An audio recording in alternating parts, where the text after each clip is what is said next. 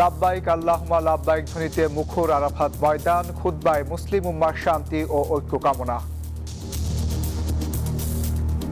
আখিরাতে মুক্তির উপায় আল্লাহ তাআলার সালাম দুরূদ ও পূর্ণ সালাম বর্ষিত হোক। স্তন্যদানকারী রাত পোহালেই ঈদুল আজহা, ওমান ও আমিরাতে জমজমাট কোরবানির পশুর হাট। শেষ মুহূর্তের প্রস্তুতিতে ব্যস্ত প্রবাসী বাংলাদেশিরা। ভারতে অভিবাসী নীতির কড়াকড়িতে সীমান্তে শতাধিক বাংলাদেশি নথি জটিলতায় চেকপোস্টে থমকে আছে। দেশে ফেরার পথ বাড়ছে স্বাগত প্রবাসের সংবাদে, সঙ্গে আছি শাহরিয়ার অঙ্কুর। দেখছিলেন বিআরবি কেবল সংবাদ শিরোনাম। মুসলিম উম্মার ঐক্য কামনার মধ্য দিয়ে পালিত হল পবিত্র হজের মূল আনুষ্ঠানিকতা। ঐতিহাসিক আরাফাতের ময়দানে হজের খুতবায় ঐক্য, তাকওয়া, শৃঙ্খলার আহ্বান জানান মসজিদে নববীর ইমাম ও খতিব শায়খ আলী আল হুজাইফি।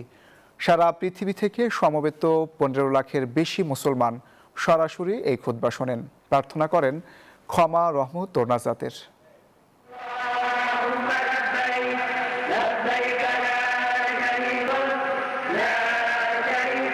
ক্ষমা, রহমত আর আত্মশুদ্ধির আকাঙ্ক্ষায় মক্কার প্রখর রোদ আর মরুর উত্তাপ ছাপিয়ে মুখরিত আরাফাতের ময়দান। লাব্বাইক আল্লাহুম্মা লাব্বাইক ধ্বনিতে লাখ লাখ মুসল্লি যেন সাদা পোশাকে আল্লাহর কাছে নিজেকে সমর্পণ করছেন। বাংলাদেশ সহ 150টিরও বেশি দেশ থেকে প্রায় 15 লাখ মুসল্লি সমবেত এক কাতারে, এক বিশ্বাসে, এক প্রার্থনায়। ধর্ম বর্ণের বিভেদ ভুলে আরাফার প্রান্তর যেন পরিণত হয় মানবতার সবচেয়ে বড় মিলন মেলায়। মসজিদে নামিরা থেকে হজের খুতবা দেন শায়খ ডক্টর আলী বিন আব্দুর রহমান আল হুজাইফি। বাংলা সহ বিশ্বের 35টি ভাষায় সেই খুতবা পৌঁছে যায় কোটি মানুষের কাছে। খুতবায় ধ্বনিত হয় শান্তি, সহমর্মিতা, তাকওয়া ও মানব কল্যাণের আহ্বান। 9 জিলহজ শুধু হজের আনুষ্ঠানিকতা নয়, এটি আত্মশুদ্ধি, আত্মসমর্পণ, সৃষ্টিকর্তার দরবারে ফিরে আসার দিন। কারণ আরাফাতের ময়দানে মহানবী হযরত মুহাম্মদ সাল্লাল্লাহু আলাইহি ওয়াসাল্লাম দিয়েছিলেন বিদায় হজের ঐতিহাসিক ভাষণ। সেখানে উচ্চারিত হয়েছিল মানবতা, সাম্য, ন্যায় বিচার আর ভ্রাতৃত্বের চিরন্তন আহ্বান। পবিত্র এই ময়দানে জোহর ও আসরের নামাজ একসঙ্গে আদায়ের পর সূর্যাস্ত পর্যন্ত চলে হাজিদের অশ্রুসিক্ত দোয়া, ইস্তেগফার আর ক্ষমা প্রার্থনা। সূর্য ডোবার সঙ্গে সঙ্গে হাজিদের গন্তব্য মুজদালিফা। খোলা আকাশের নিচে রাত যাপন শেষে সেখান থেকে সংগ্রহ করবেন পাথর ও কঙ্কর। পরে মিনায় ফিরে পশু কুরবানি এবং শয়তানকে পাথর নিক্ষেপের মধ্য দিয়ে সম্পন্ন হবে পবিত্র হজের আনুষ্ঠানিকতা। এদিকে তীব্র গরমে হাজিদের জন্য এবারও জারি করা হয়েছে বাড়তি সতর্কতা। চলছে ড্রোন, কৃত্রিম বুদ্ধিমত্তা ও অত্যাধুনিক নজরদারি প্রযুক্তির ব্যবহার। লক্ষ্য আল্লাহর মেহমানদের নির্বিঘ্ন ইবাদত নিশ্চিত করা। আসমাতুল্লি, নিউজ 24। ঈদুল আজহার আর মাত্র একদিন বাকি, আর ঈদ ঘিরে ওমান জুড়ে জমে উঠেছে কোরবানির পশুর হাট। বাড়তি দাম আর প্রবাস জীবনের ব্যস্ততার মাঝেও কোরবানির প্রস্তুতিতে ব্যস্ত বাংলাদেশিরা। কেউ দেশে পাঠাচ্ছেন বাড়তি রেমিটেন্স, কেউ আবার বন্ধু সহকর্মীদের সঙ্গে ভাগে করেছেন কোরবানির আয়োজন। ওমান থেকে পলাশিলের পাঠানো তথ্য চিত্রের রিপোর্ট।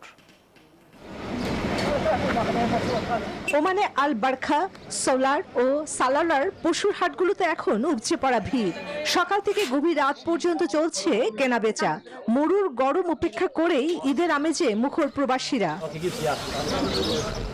বাংলাদেশিদের উপস্থিতিতে অনেক হাটই যেন হয়ে উঠেছে দেশের চিরচেনা পশুর বাজার। গরু, সোমালিয়ান ছাগল আর আরবি দুম্বা ঘিরে চলছে দরদাম আর ব্যস্ততা।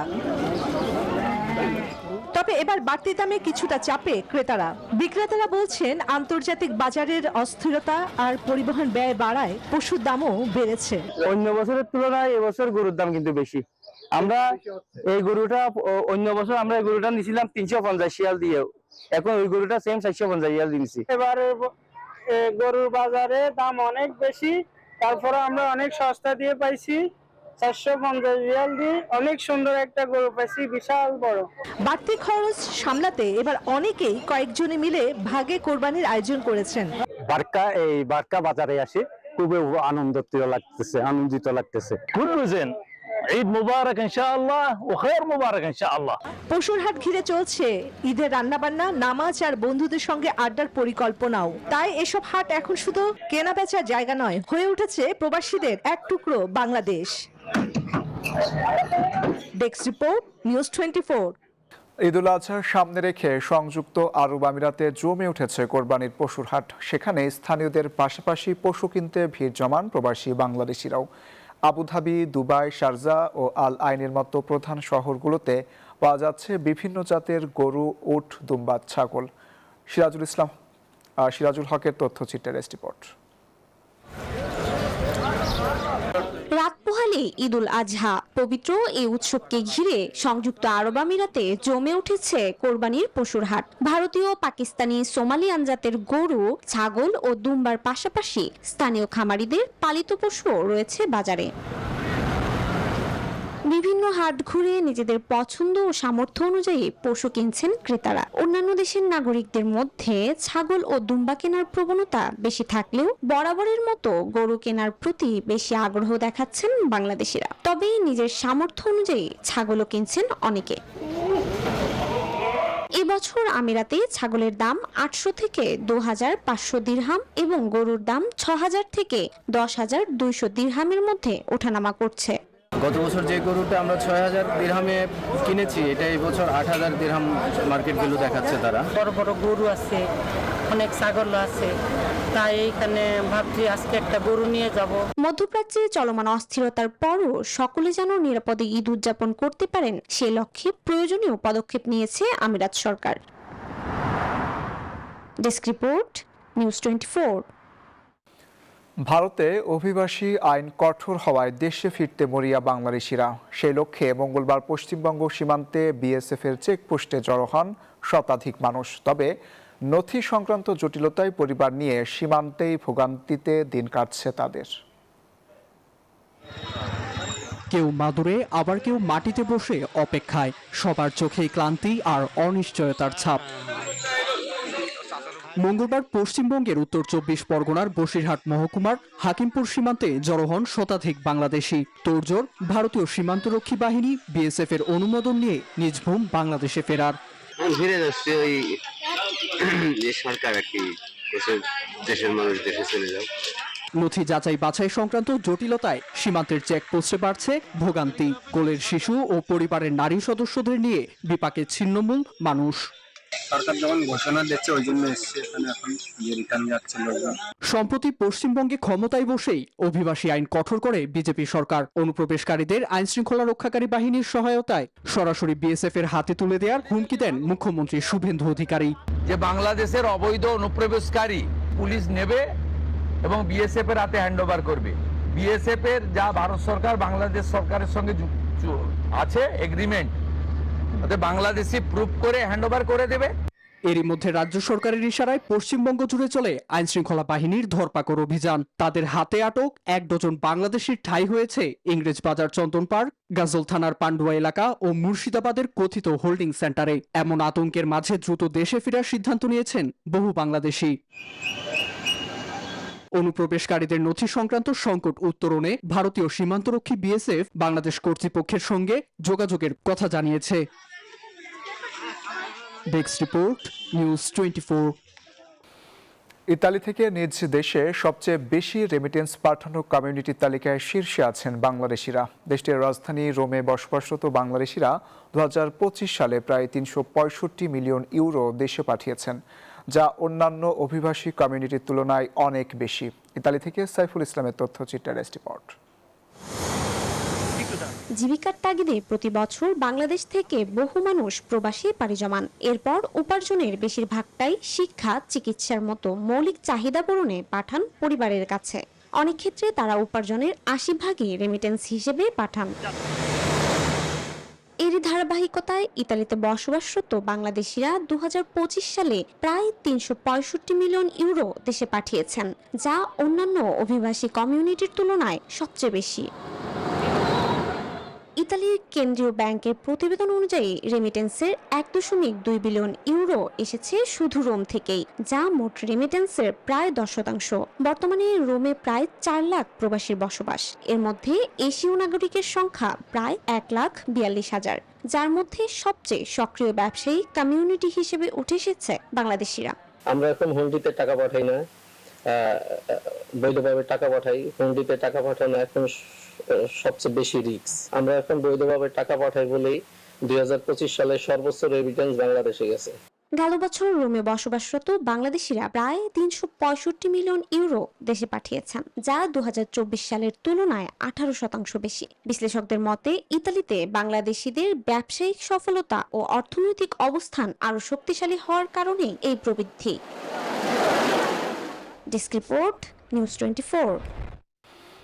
উদীচী শিল্পগোষ্ঠীর উদ্যোগে ফ্রান্সের রাজধানী প্যারিসে অনুষ্ঠিত হলো জমজমাট বৈশাখী মেলা ও মঙ্গল শোভাযাত্রা। সভাপতি কিরণময় মণ্ডলের সভাপতিত্বে অনুষ্ঠানে উপস্থিত ছিলেন উবারভিলিয়ে মেরির প্রথম সহকারী mayor Nabila জেব্বারি, mayor গিয়ম Leshka, mayor উইলফিল্ড সহ আরও অনেকে। সাধারণ সম্পাদক সাখাওয়াত হোসেন হাওলাদারের পরিচালনায় শিশু কিশোরদের পুরস্কার বিতরণের পর শুরু হয় সাংস্কৃতিক অনুষ্ঠান। উদীচী পরিচালিত বাংলা স্কুলের শিক্ষার্থীদের গান, নৃত্য, শ্রুতি নাটক দর্শকদের মুগ্ধ করে। অনুষ্ঠানের মূল আকর্ষণ ছিল জনপ্রিয় শিল্পী রাহুল আনন্দের সঙ্গীত পরিবেশনা।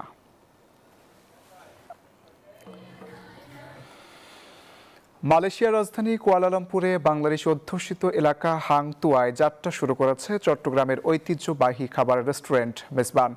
উদ্বোধনী অনুষ্ঠানে প্রায় 1000 প্রবাসী বাংলাদেশিকে বিনামূল্যে মেজবানি খাবার খাওয়ানো হয়। এ সময় রেস্টুরেন্টের উদ্যোক্তা হেলাল উদ্দিন বলেন, এই এলাকায় কয়েক হাজার বাংলাদেশি বসবাস করেন। প্রবাসীদের দেশি খাবারের আসল স্বাদ দেওয়ার জন্য এই রেস্টুরেন্ট চালু করেছেন। কোনো প্রবাসীর কাছে টাকা না থাকলে কাউন্টারে জানিয়ে সম্পূর্ণ বিনামূল্যে খেতে পারবেন বলেও জানান তিনি। দেশবাসী সহ বিশ্বের সকল মুসলমানকে ঈদুল আজহার শুভেচ্ছা জানিয়েছেন প্রধানমন্ত্রী তারেক রহমান। মঙ্গলবার রাতে নিজের ভেরিফাইড ফেসবুক পেজে এক পোস্টে শুভেচ্ছা জানান তিনি। এ সময় তিনি ত্যাগের সর্বোচ্চ পর্যায়ে তাকওয়ার পথ নির্দেশনা ও আত্মশুদ্ধির কথা স্মরণ করিয়ে দেন। এছাড়া বিশ্বজুড়ে শান্তি, সম্প্রীতি এবং নিরাপত্তার জন্য মহান আল্লাহর দরবারে প্রার্থনা করেন তিনি।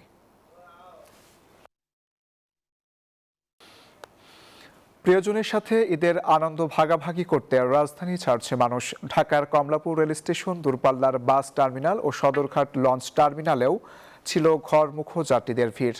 মঙ্গলবার সকালের বৃষ্টি আর বাড়তি ভাড়ার ঝঞ্ঝাট নিয়েই চলে নারীর টানে বাড়ি ফেরার ধুম। কঠোর নিষেধাজ্ঞা সত্ত্বেও ট্রেনের ছাদে জীবনের ঝুঁকি নিয়ে ভ্রমণ করেছেন অনেকে। অন্যদিকে বাসে বাড়তি ভাড়ার অভিযোগ থাকলেও প্রশাসন বলছে পরিস্থিতি নিয়ন্ত্রণে সজাগ রয়েছেন তারা। কমলাপুর রেল স্টেশন যেন জনসমুদ্র। মঙ্গলবার সকালের ঝুম বৃষ্টি উপেক্ষা করে প্রিয়জনের সান্নিধ্যে ফিরতে ঈদযাত্রায় মরিয়া সাধারণ মানুষ। রয়েছে চিরচেনা বিশৃঙ্খলাও। নিষেধাজ্ঞা উপেক্ষা করেই শত শত মানুষ চড়ে বসেন ট্রেনের ছাদে। এ নিয়ে ক্ষোভ প্রকাশ করেন যাত্রীরা।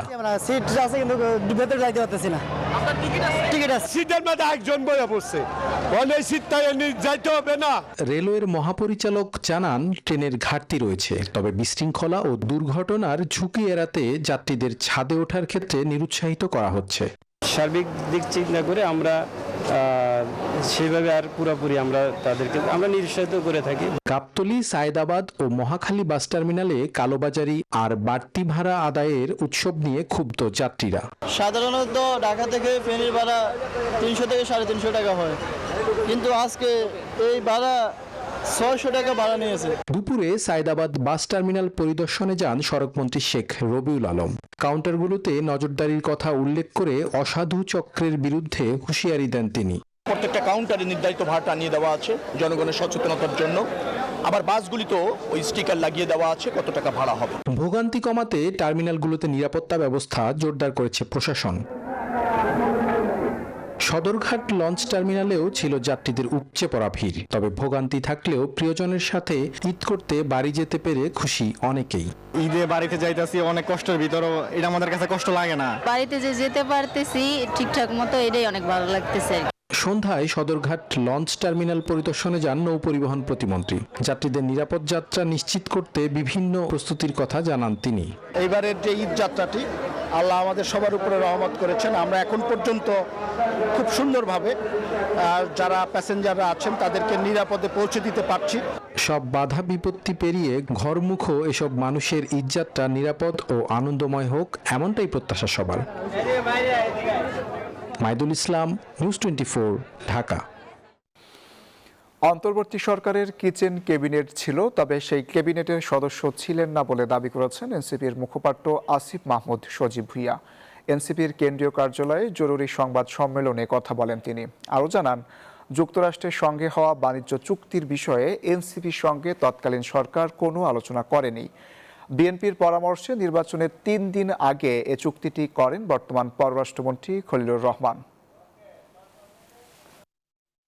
আমিও বলেছি যে কিচেন ক্যাবিনেট ছিল, কিন্তু আমি সেটার সদস্য ছিলাম না। কেউ জাতীয় নাগরিক পার্টির কনসার্ন নেয় নাই, এটা আমি ক্লিয়ারলি আজকে আমাদের পার্টির পজিশন জানাচ্ছি। আমরা মনে করি এই চুক্তিটা বিএনপি করেছে, কিন্তু সে জাস্ট নির্বাচনের 3 দিন আগে তাদেরই বর্তমান পররাষ্ট্রমন্ত্রীকে দিয়ে এটা অন্তর্বর্তী সরকারের ঘাড়ে চাপিয়ে দিয়েছে।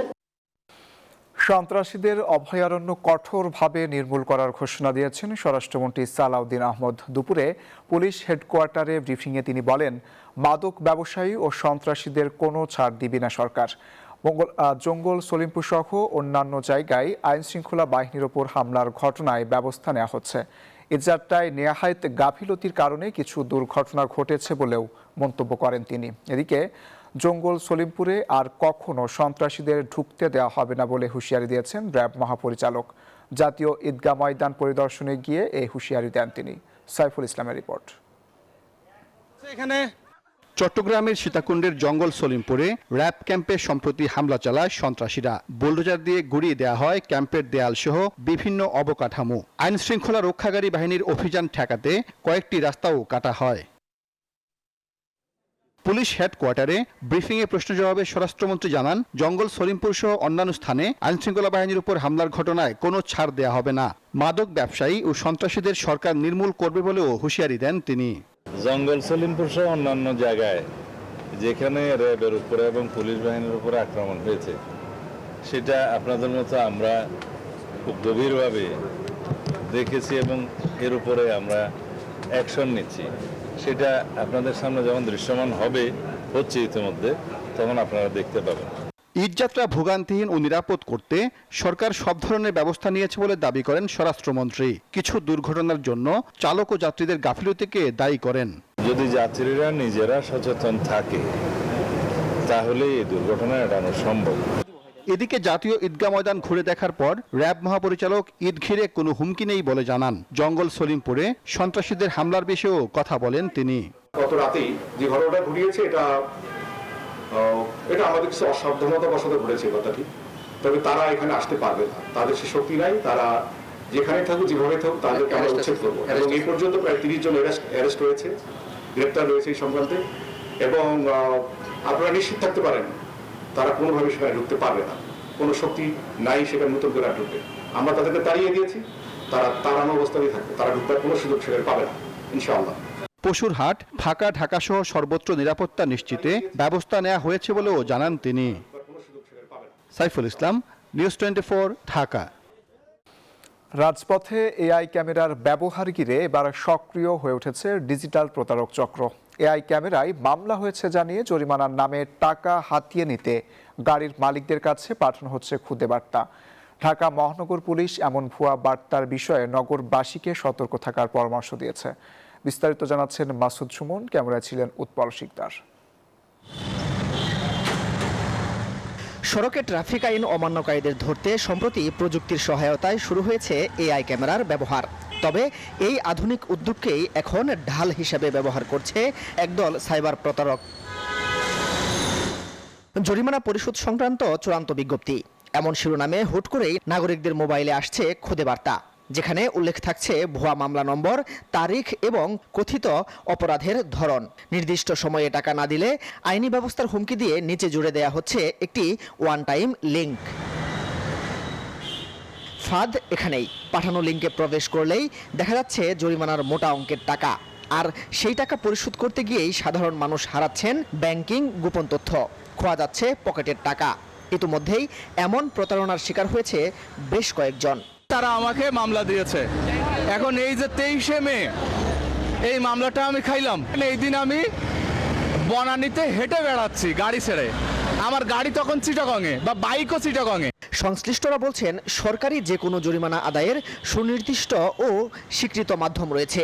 কোনো অচেনা নম্বর থেকে আসা লিঙ্কের মাধ্যমে ট্রাফিকের জরিমানা পরিশোধের কোনো নিয়ম নেই। ফলে যে কোনো বার্তা পেলেই আতঙ্কিত না হয়ে যাচাই করার পরামর্শ ডিএমপির।